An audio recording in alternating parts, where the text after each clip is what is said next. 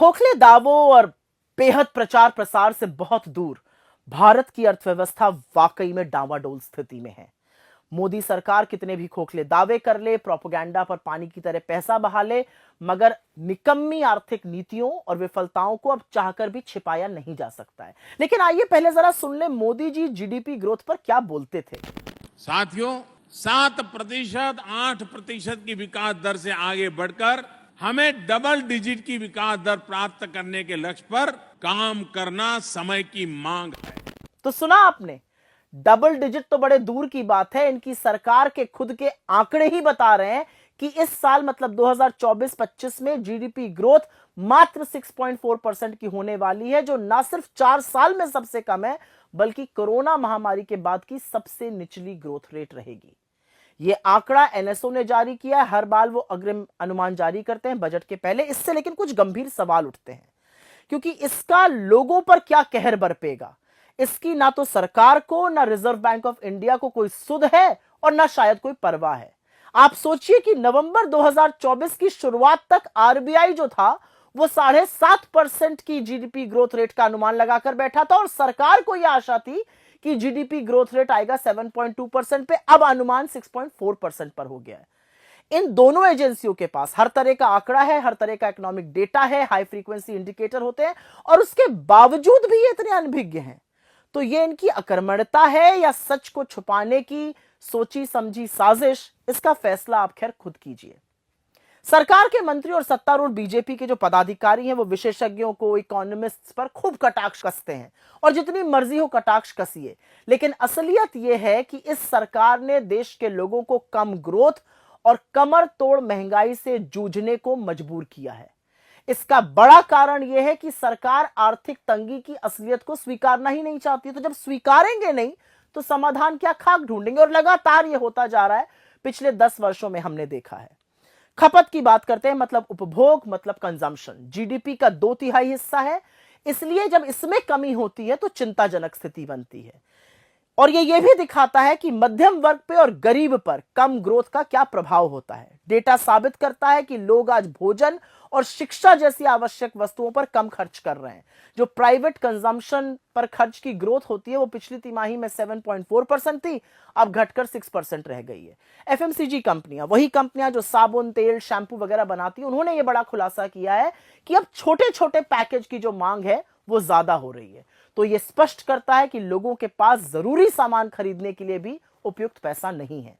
Manufacturing, जहां पर बहुत सारी नौकरियां बन सकती हैं और जहां पर फोकस होना चाहिए सरकार का, पिछले वित्तीय वर्ष में कोई 9% से ज्यादा की ग्रोथ थी, इस बार घटकर 5.3% रह गई है। माइनिंग, जहां पर ग्रोथ 7.1% थी, वो घटकर महज 2.9 पर रह गई है। निर्यात मतलब एक्सपोर्ट, उसमें भी गिरावट जारी है।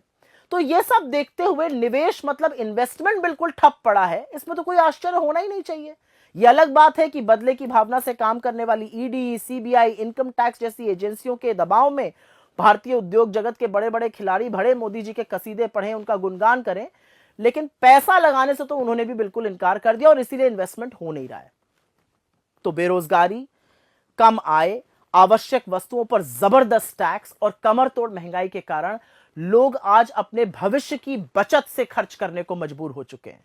जो घरेलू बचत है वो 50 साल के सबसे निचले स्तर पर है। यही नहीं, आज जीवन जीने के लिए लोग जेवर गिरवी रखने को मजबूर हैं और ऐसा करने वालों की संख्या में 50% की बढ़ोतरी हुई है। लोन लेकर ना चुकाने वालों में 30% की बढ़ोतरी हुई है। सेकेंडरी स्कूल के एडमिशन में गिरावट हुई है। बड़ी बड़ी यूनिवर्सिटीज में, सेंट्रल यूनिवर्सिटी से बिना डिग्री लिए आधी पढ़ाई छोड़ने को लोग मजबूर हैं। ये सब क्या है? ये आर्थिक बर्बादी के एक के बाद एक प्रमाण है। खैर, सूट बूट की सरकार में इनकम टैक्स कॉर्पोरेट टैक्स से कहीं ज्यादा है। आटे पर, दही पर, पढ़ाई पर, दवाई पर, यहां तक कि पॉपकॉर्न और पुरानी गाड़ी की बिक्री पर भी जमकर जीएसटी वसूला जा रहा है। पर एक बात साफ है, आर्थिक मंदी स्पष्ट रूप से गरीबों और अमीरों पर अलग अलग तरह का प्रभाव डालती है। आज आम हिंदुस्तानी अपने 2 वक्त के भोजन, अपने बच्चों की शिक्षा के साथ समझौता कर रहे हैं, जबकि जो हाई नेटवर्थ इंडिविजुअल्स हैं, जो सुपर रिच लोग हैं, वो देश छोड़कर विदेश की ओर भाग रहे हैं। सच्चाई यह है कि मोदी ने भारतीय अर्थव्यवस्था को पूरी तरह से चौपट, पूरी तरह से ध्वस्त, पूरी तरह से बर्बाद कर दिया है। असलियत यह भी है कि आप उन वेबसाइट को तो हटा सकते हैं जहां पर डॉक्टर मनमोहन सिंह के कार्यकाल में जीडीपी की ज्यादा ग्रोथ लिखी थी, लेकिन क्या आप इस फैक्ट को नकार सकते हैं कि यूपीए के शासनकाल में 2004 से 14 के बीच एवरेज जीडीपी ग्रोथ हर साल 7.5% की थी और आपके 10 साल के शासनकाल में वो महज 6.5% रही है।